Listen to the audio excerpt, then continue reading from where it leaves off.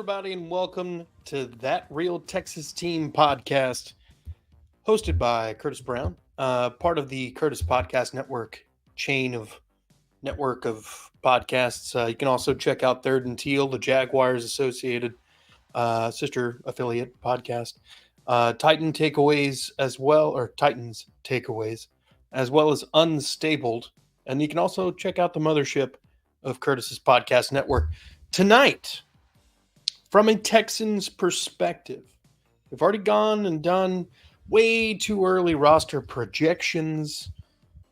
So we're going to go have a little bit more fun looking into the future as we're kind of nearing that stale portion of the season, off season, I should say.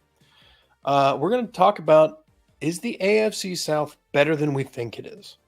And there's a bunch of different topics to get into, specifically all the other teams in the division, and areas that they've definitely improved, maybe some areas that they look like they're lacking in, and, kind of see how that stacks up. We know as Texans fans that we've improved, but by how much? How many leaps have we taken compared to the leaps taken by other teams? That's the focus of this evening. My normal co-host, my normal co-host, Ronnie, was not able to be with us this evening. He's working, trying to, build up his life. So respect to him. It's unfortunate he couldn't be here, but no big deal. In the coming weeks, we will be auditioning third members. So let's see how that goes. Let's lead off with the fact that I was gone last week. We did a podcast. We pre-recorded episode 14 while I was gone so that we could both kind of have a week off. But my lady and a couple friends and some coworkers we all went to Bonnaroo in Manchester, Tennessee, and we were there all weekend. Had a blast. That's why I look a little bit more complexion, like I look like I have a complexion for the first time. So, yeah, a lot of sun, real hot, drank a lot of water. All of the water. So, got to see Red Hot Chili Peppers, some other cool bands. T-Pain was awesome. Post Malone, to name a couple. So, yeah, a lot of fun. If you're ever teetering on whether or not you want to go to a music festival, and maybe you've thought about Bonnaroo, you should go next year. It's a lot of fun. I see people there who are nearing 70, and I see people bringing their under 7-year-old kids in. In fact, one of the couple we went with brought their 6-year-old. There was a good time. It was only on Sunday, but it was a good time. I mean, there was a lot of activities for anyone of any age range to enjoy, a wide variety of bands. Specifically one that stuck out that I'd never seen before, Gwar, a metal group that is probably the most theatric of all of the metal that exists. You're going to have a good time if you go see Gwar, okay? If you like metal at all, everything after that is just going to be gravy. It's all I'm not even going to say anything else. They're a good time. Look up a couple videos of them, decide whether or not you'd like to go, but I'm going to go the next time they come through Nashville. Anyway, let's get into the meat of today's show. Is the AFC South as a whole better than we think it is? Well, first, let's take a look at what our team has. We added some big names: Stephon Diggs, Daniil Hunter, Danico Autry. Pardon me. Danico Autry, maybe not the largest name in the world, but a very talented, serviceable lineman. We drafted well. We hit players in the draft that we needed to get real depth at, and I think we did that. Of course, we brought in Joe Mixon. I mean, in theory, we've taken several steps forward. In theory. And as the incumbent AFC South champions, it's imbued upon us to take a look at who could possibly challenge for the throne realistically this season. So let's start at who we think the bottom of the heap is with the Tennessee Titans. Okay. What has been the Achilles heel of the Tennessee Titans football team the last 3 years? If you were thinking offensive line play, you'd be correct. They've had poor offensive line coaching. They've had poor personnel decisions made in the offensive line room. Brian Callahan gets hired as the head coach after Mike Vrabel is relieved of his duties, and one of the first things he does is bring his dad, Bill Callahan, who is a former head coach in his own right, but is a full-time, to this day, offensive line guru. And what does he specialize in, you say? Well, he's turned 3 right tackles into left tackles, and he's turned mediocre, if not above average players into Pro Bowl, all-pro caliber players. It's a pretty good pedigree. So what do the Titans do? They draft a right tackle with the plans of moving him to left, which their new offensive line coach has a history of doing. Specifically, his last most successful one was Jedrick Wills, who was a right tackle at Alabama, moved to left tackle. So, I mean, even more of a connection there. But they get J.C. Latham. He's their left tackle. He's going to be a rookie. There's going to be growing pains, but he's still got Bill Callahan in his ear. Then you got second-year left guard Peter Skoronski, who was a tackle. Now is playing guard full-time.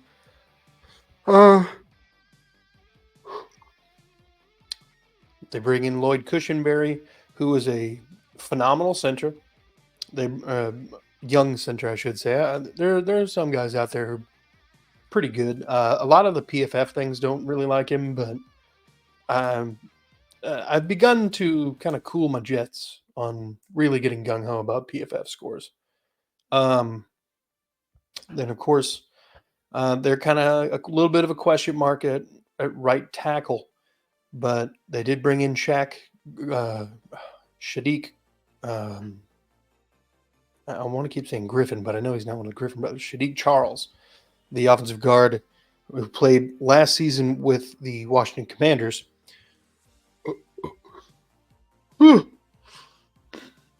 He could probably, in all reality, end up starting over Brunskill at right guard.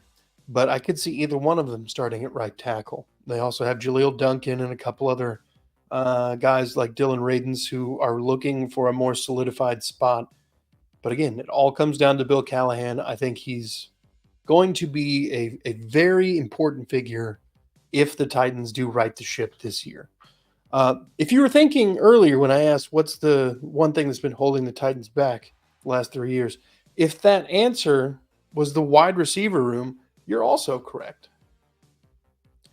And what have they done this offseason? Well, they brought in Calvin Ridley and Tyler Boyd, and now arguably, Texans fans, arguably, have an equivalent, if not slightly worse, receiving room than the Texans do. The benefit being that the Texans have a younger room. All 3 of those wide receivers, DeAndre Hopkins, Calvin Ridley, and Tyler Boyd, will be 30 plus in December. It's not a team necessarily built for longevity at this moment. They still do have Treylon Burks and some other younger wide receivers, and there's got some dudes in camp that are impressing right now, Jaquan Jackson.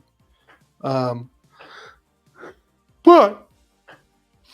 if Will Levis is then given time and these aging wide receivers are able to find room, I have no reason to think that this offense can't move the ball, especially because they're no longer anchored, correct, you heard me, anchored by Derrick Henry. And I mean that in a literal sandbag sense. Because what are you going to do? Not give the ball to Derrick Henry? You know what I mean? Like, that's what's kind of going to make everything work in Baltimore, is because everyone assumes that Derrick Henry's going to get the ball. So when Lamar Jackson pulls it, it's going to blow everybody's mind. It's going to be a problem.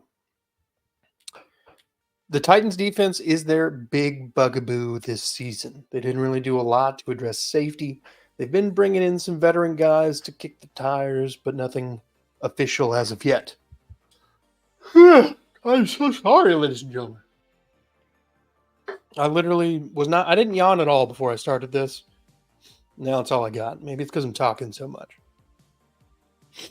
But if the Titans manage to do well enough to win the division this season, that means that the Titans' offensive line, wide receiver room played up to their billing, and Bill Callahan lives up to billing. But the corners and the safeties for the Tennessee Titans, as well as the linebacker room, take massive steps forward. Because right now you're looking at a guy who's probably played 20 games in 3 years. Elijah Molden playing at safety opposite of Monty Hooker. Monty Hooker's a pretty solid, above average to good player. Elijah Molden's had moments, but he's, again, often injured.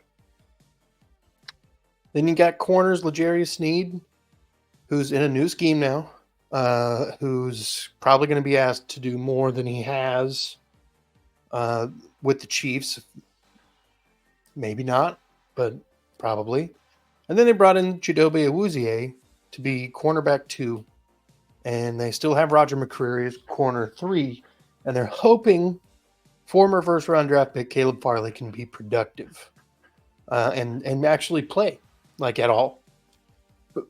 He's been through the ringer, losing both of his parents and having some pretty devastating leg and back injuries to begin his young career. And his house blew up last year. So, I mean, like, literally, the man's just had all sorts of incidents. But that group, they're going to have to play lights out if the Titans' offense, for whatever reason, can't get things going all the time.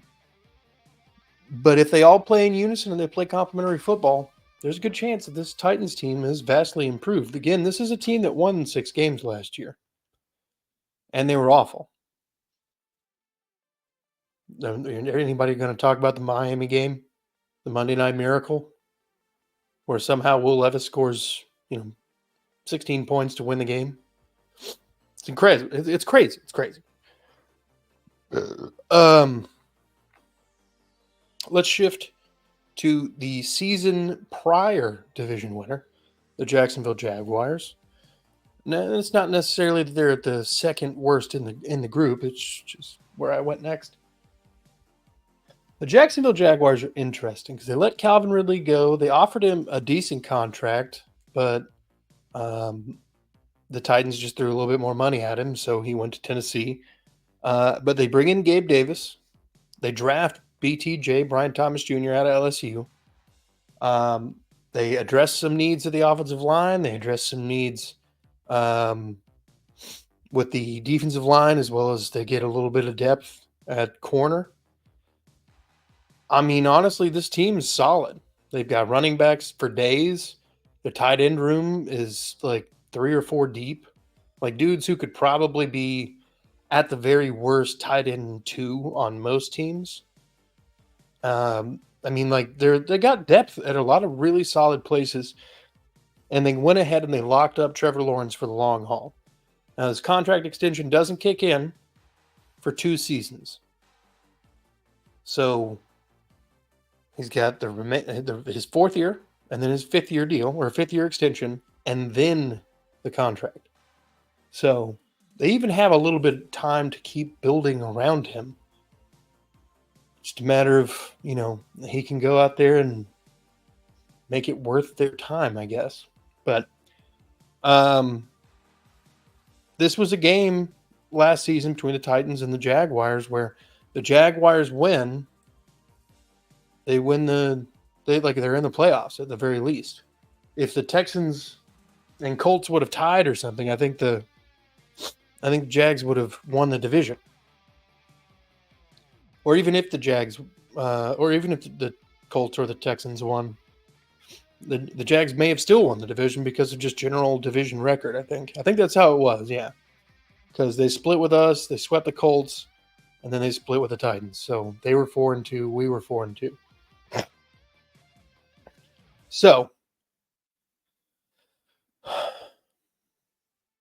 this is a team that was on the verge of repeating as champions last season. Had it not been for the Titans and Mike Vrabel trying to pull one out of the ass, they might be the ones still wearing the crown. And on this AFC South show, they might be the ones sitting in King's Court, getting to look upon the squires, the groundlings. But instead, it's us. So, I think that this offense has to improve. I think it will improve. I think they will be a very difficult team. And I think that the schedule, while it doesn't necessarily do them a lot of favors, is a little bit more favorable than what Houston has. So they will probably have a game or two where it's like, all right, that's a cupcake game. But down this, nobody, I don't think anybody's got a tougher final 4 games than us. So it's going to be a huge measuring stick year for us because last year we played a lot of the scrub teams. So that's something to think about, folks. I mean, and Jacksonville's, again, no slouch. Their defense is solid. They converted from a 3-4 to a 4-3. Josh Allen and Trayvon Walker won't be having to ever drop back in coverage anymore unless it's a stunt. They're going to have their hands in the ground, rushing the quarterback, and they have added big, beefy boys to that front line. If you think we're just going to be able to run over the Jacksonville Jaguars, you are sadly mistaken. Sadly mistaken. This is going to be a challenge for any team to successfully run against these boys. I mean, what's the big guy that they got? Oh my God, Mason Smith's a good size. That's not him. Listen, they didn't get Mason Smith. They got there's another LSU defensive tackle. I can't remember what his name is. Anyway, and then they have the Devon, I don't know. They got some beefy dudes north of 325 at the nose /1 or A gap, and then you got another big beefy guy sitting in the BC gap. So we're gonna have problems. Just the same way we're trying to set up our defense, they've successfully set up. Oh, Eric Armstead. That's who I was thinking of. And then they have rotational guys behind them that could probably start for a couple other teams. Their front 4 is solid. We're going to have issues if this offensive line doesn't immediately get in there, gel together, and play like lights out football every down for the rest of the season. Secondary of the Jacksonville Jaguars, in my opinion, is also the Achilles heel. Because outside of Tyson Campbell, they brought in Ronald Darby, who's an aging veteran guy, going to probably give you some quality reps at corner 2. But they're hoping that some of the younger guys in the room are probably going to take steps forward. They're hoping that a lot of these, they brought in Darnell Savage to play safety. So they're hoping that he can come in and shore up some pretty weak spots on their defense. If this Jaguars team does, in fact, win the division again, it is because Trevor Lawrence and this defense played phenomenally.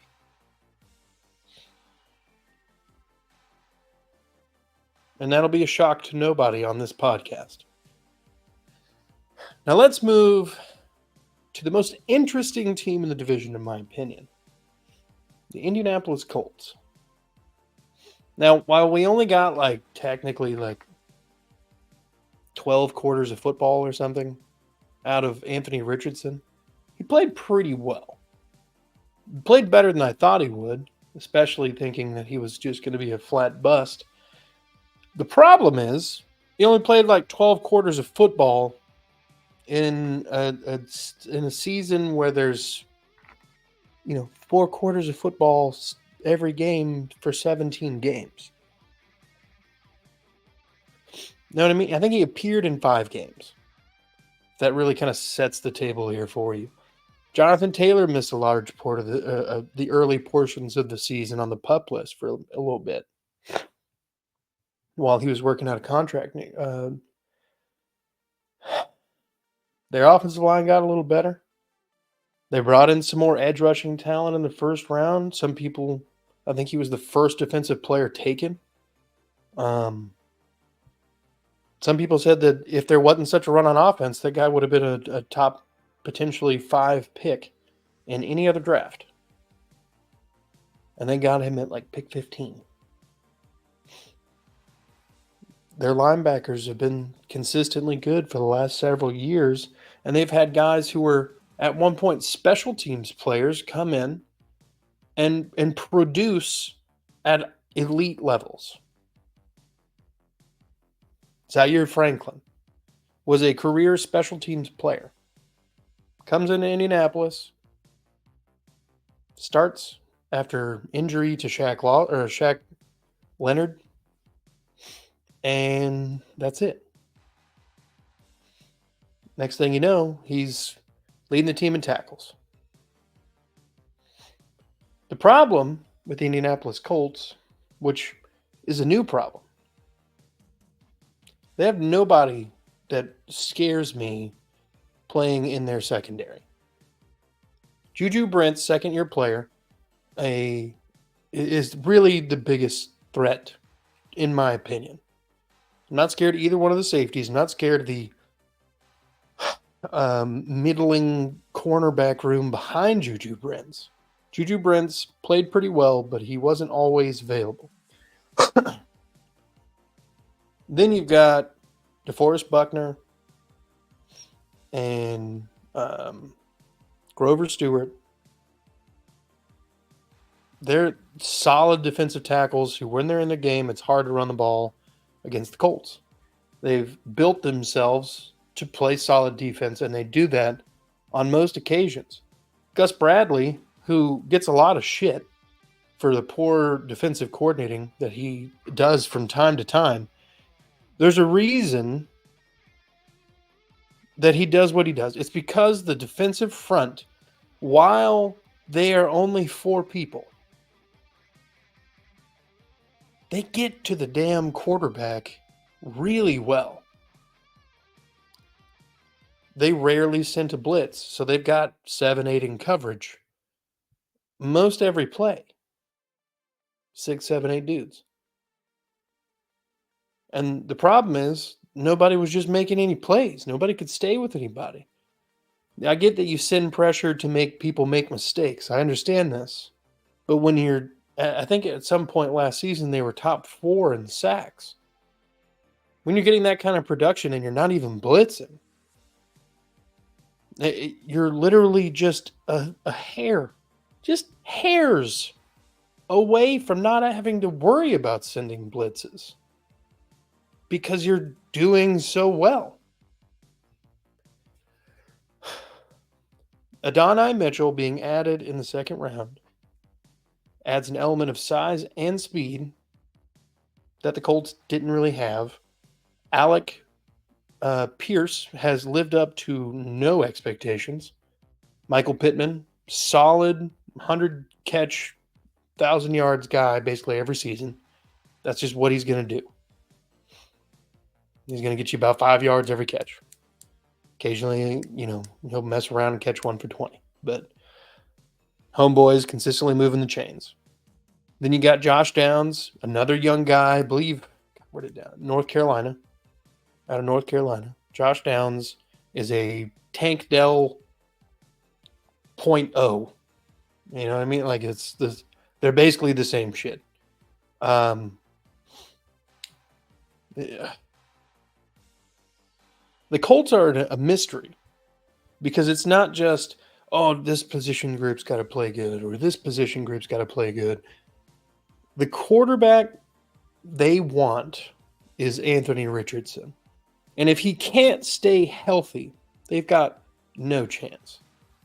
I do not have faith in a 40-year-old Joe Flacco to be able to come in and do whatever the hell he wants in an offense where it's really kind of designed for a mobile quarterback. And they kind of switched it up a little bit with Gardner Minshew, but Gardner had a little bit of mobility to him.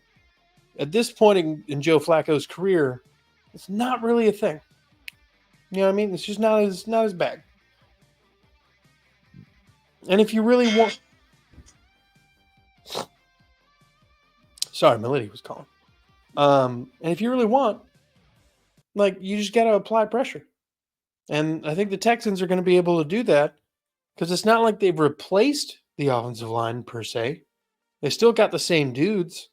They've just added depth pieces because those guys got hurt last year. So I think all of the teams in the AFC South are, in fact, better than we think. But it's all going to come down to a little bit of chance, a little bit of football God's love. And it's going to come down to whether or not CJ Stroud and the Houston Texans offense can come out and actually improve upon what was a stellar rookie year. And I think that's a good spot to go ahead and wrap this one up. Go ahead and hit me in the comments with anything you might disagree with. Maybe I'm being ridiculous, but they all have a really feasible shot if some dudes start playing a little better than others. It's possible. It's not outside of the realm of possibility for any of those teams to make a run at the division crown, especially considering our strength of schedule. So hit me on Twitter at Curtis PD Network, and most of all, hit the like, subscribe button. We're trying to grow the channel. We're at 34 subscribers. So if you could hit the like button, hit the subscribe button, and hit the notification bell so you don't miss anything, that'd be great. Most of all, be good people.